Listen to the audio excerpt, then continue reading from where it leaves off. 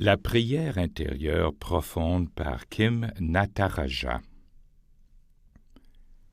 Comme les premiers chrétiens, John Main a insisté sur la prière profonde et silencieuse comme étant le mode d'entrée dans notre centre propre, là où nous sommes en contact avec le Christ vivant, par qui nous connaîtrons Dieu.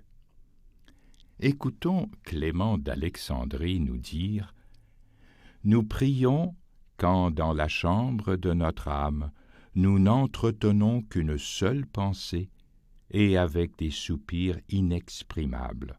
Invoquons le Père qui est déjà présent, même quand nous parlons. Clément et Origène, après lui, furent directeurs de l'école catéchétique d'Alexandrie, qui formait tous les néophytes chrétiens, et leur influence était alors considérable. Tout leur enseignement s'appuie sur l'Écriture. Nous avons évoqué plus haut l'insistance sur une seule pensée et sur l'intériorité qui sont une part importante du message de l'Écriture. Mais toi, quand tu pries, retire-toi dans ta pièce la plus retirée, ferme la porte et prie ton Père qui est présent dans le secret. Ton Père qui voit dans le secret te le rendra. Matthieu, chapitre 6, verset 6.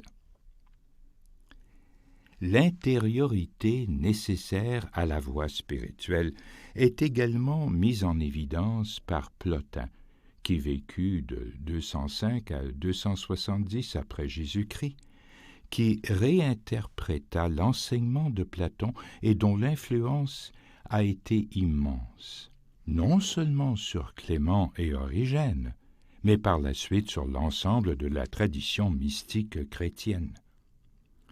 On ne doit pas regarder, mais on doit, pour ainsi dire, fermer les yeux et échanger notre faculté de vision pour une autre.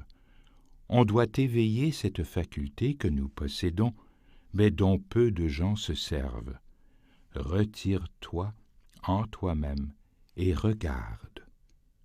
On oublie souvent que le christianisme n'a pas commencé à l'écart, mais que les premiers chrétiens ont tenté de comprendre le sens du Christ à travers leur mentalité d'alors, façonnée par la connaissance et la culture de leur temps.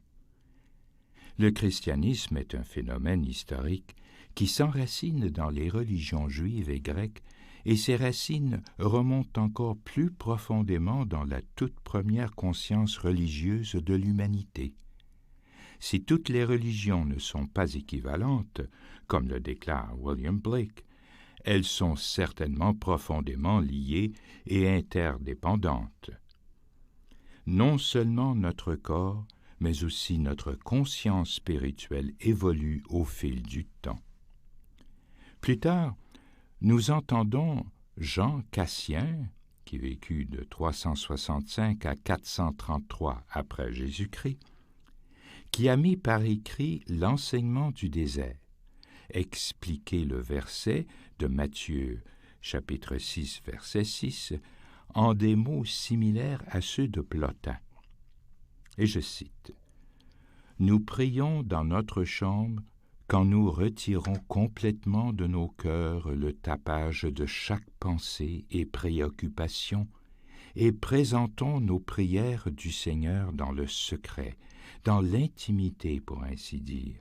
Nous prions avec la porte fermée quand les lèvres closent, et dans un silence total, nous prions celui qui cherche non des voix, mais des cœurs. » Comme vous le savez, Cassien fut l'inspiration initiale de John Main.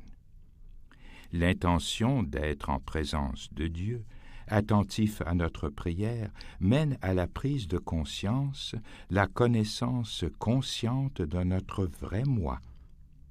Les soucis du monde matériel ont obscurci notre perception.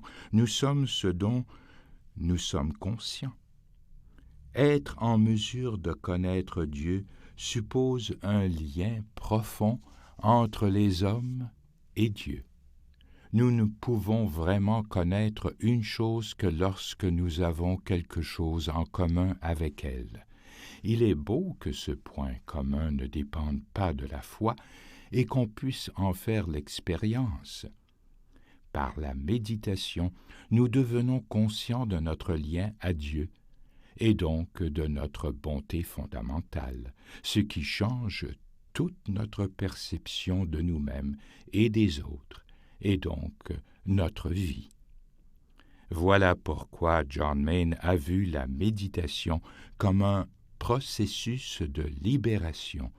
Nous devons libérer ces vérités dans nos vies.